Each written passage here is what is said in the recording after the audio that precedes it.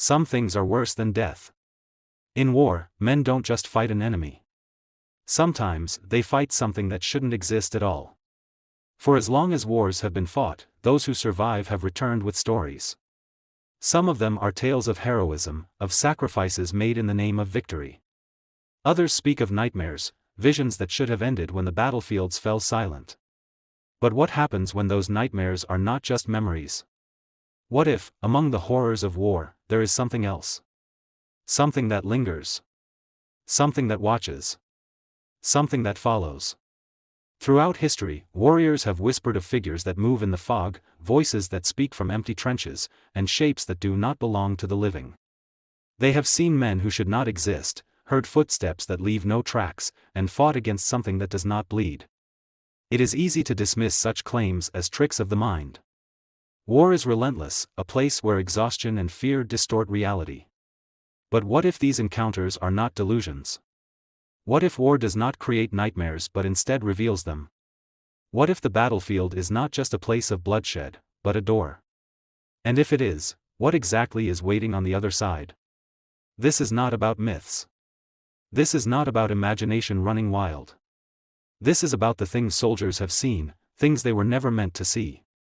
The things that should not exist. War is as old as civilization itself. It has shaped empires, rewritten borders, and left behind ruins where kingdoms once stood. But the echoes of battle do not always fade with time.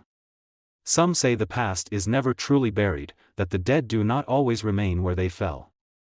In the year 490 BC, on the plains of Marathon, Greek soldiers stood against the might of Persia. The battle was brutal, the kind that leaves a mark on the land itself. But what followed was something no historian could explain. In the days after the fighting had ended, men swore they had seen him, Theseus, the great hero of Athens, returned from the afterlife to fight alongside them. Not in spirit, not in legend, but there, on the battlefield, striking down enemies with an unseen force. A guardian of Athens, or something else entirely? Across the ages, soldiers have spoken of shadowy figures appearing in moments of desperation, warriors long dead standing among the living. A trick of the mind? A battlefield illusion brought on by fear? Or do places of war attract something older, something waiting for the blood to be spilled? The Romans conquered the world with discipline and steel, but even they could not conquer the unknown. Those stationed in distant outposts spoke of voices carried by the wind, whispers in forgotten tongues. Some men claimed they had seen warriors of the past, marching silently through their encampments, vanishing before dawn. Others described something worse, battles that replayed themselves long after the dead were buried, as if the land refused to forget. These were not superstitious peasants. They were disciplined soldiers, trained to face death without fear. Yet even they hesitated when the sun went down. Because in certain places, death did not always mean an end. The 9th Legion of Rome, Legio IX Hispana. A force of 5,000 men, hardened by war, unshaken by battle. They marched north into the wilds of Britain, never to be seen again. Official records are silent, explanations are few. Some say they were wiped out by hostile tribes, their bodies scattered across the land. But those who lived near the forests spoke of something different. Soldiers heard voices coming from the trees, whispers that were neither Latin nor the language of the Britons. Some swore they saw figures moving just beyond the firelight, watching, waiting. And then, one night, the entire legion simply vanished. No bodies were found. No signs of battle. It was as if the earth itself had swallowed them whole. Ancient war left scars not just on men, but on the world itself. Soldiers carried those scars long after the battles ended. Some believe they were simply victims of exhaustion, of fear and superstition. Others are not so sure. In the trenches of World War I, the very ground was soaked with the blood of men. And yet, it wasn't just the war that haunted these soldiers. It was something else. Something in the fog, in the silence between explosions, waiting for the darkness to swallow the light. They called it no man's land, a space between life and death, where soldiers were forced to fight and die in the face of overwhelming odds. But in this barren wasteland, something else seemed to linger. The dead did not stay where they fell. They rose, not as ghosts, but as shadows, moving in the fog, just out of reach. Some claimed to see figures crawling through the corpses, twisted forms that seemed to rise from the very ground itself. Through the smoke and mist, soldiers saw figures that were not quite human. Some spoke of them as angels, others as demons. One particular apparition became the subject of legend. The Angel of Mons.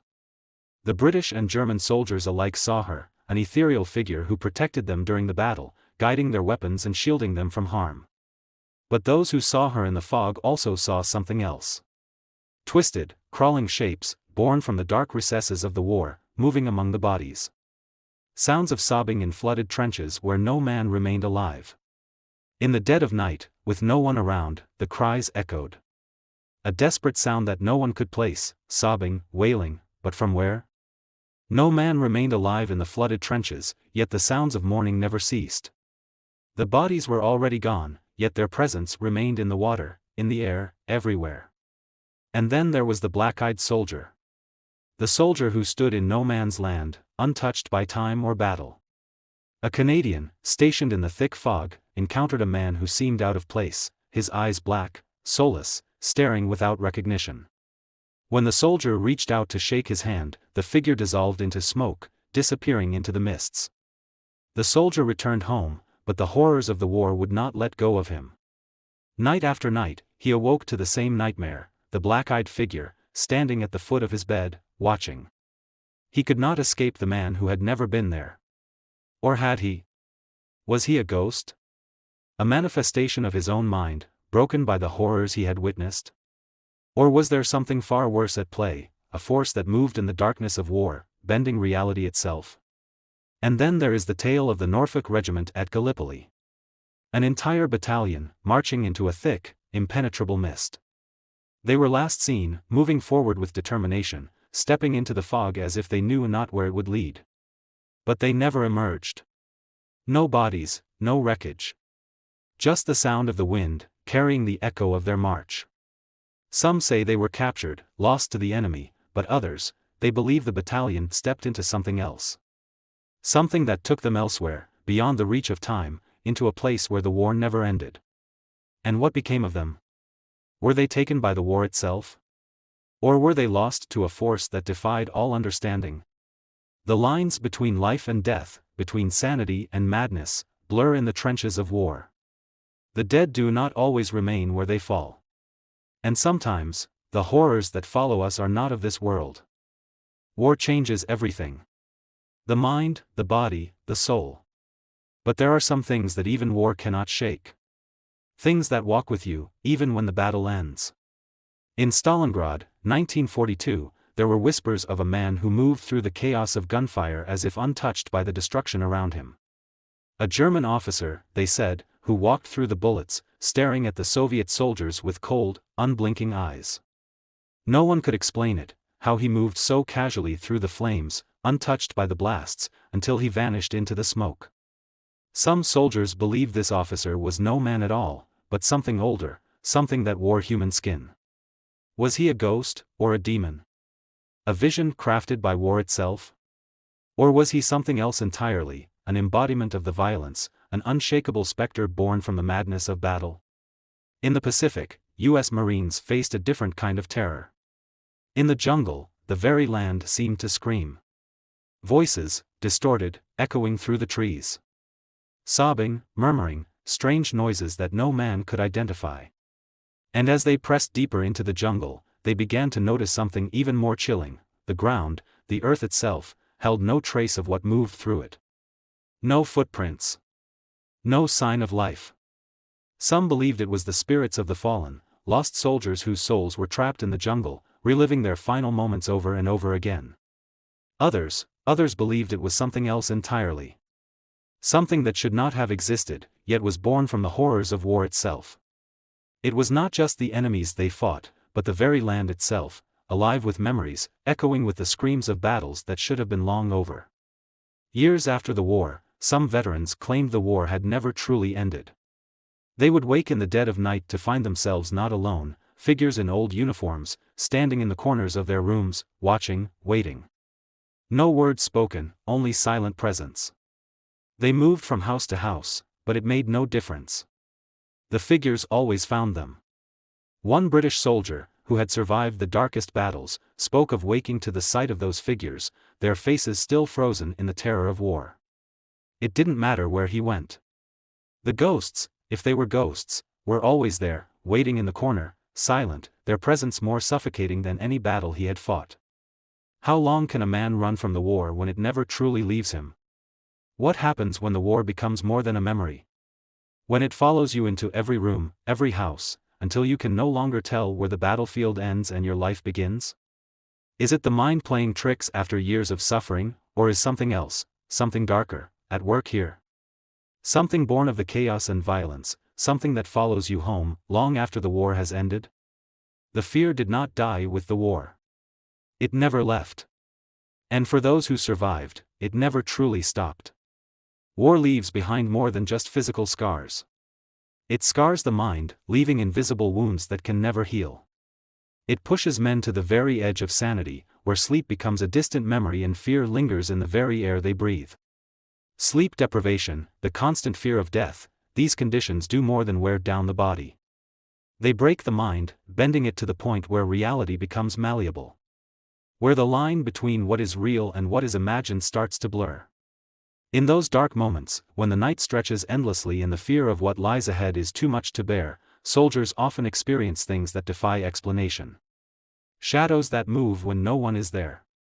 Sounds that don't belong. Visions that come alive, stalking them even when the battle is over. But we must ask ourselves, what if these things weren't just the mind's reaction to the unimaginable horrors of war? What if some of these experiences were real? Can we truly write off these encounters as hallucinations? Or is there something more at play here, something that the war itself uncovers? A darkness that was always there, waiting for the chaos to give it shape, to make it real. Are these figures, these shadows, merely figments of a fractured mind? Or do they reveal a deeper truth, that some nightmares are not confined to the mind but walk among us, only waiting for the right moment to emerge? When war ends, does the horror ever truly fade? Or do the things soldiers see, hear, feel, become a part of them, following them long after the battlefield is silent? And when the dust settles, do we truly understand what it was they faced? What they saw? Some things never leave. And for those who fought, the war never truly ends. If you dare to seek answers, join us again. Subscribe for more explorations into the darkest corners of history, where the unknown still looms, waiting in the shadows of the past.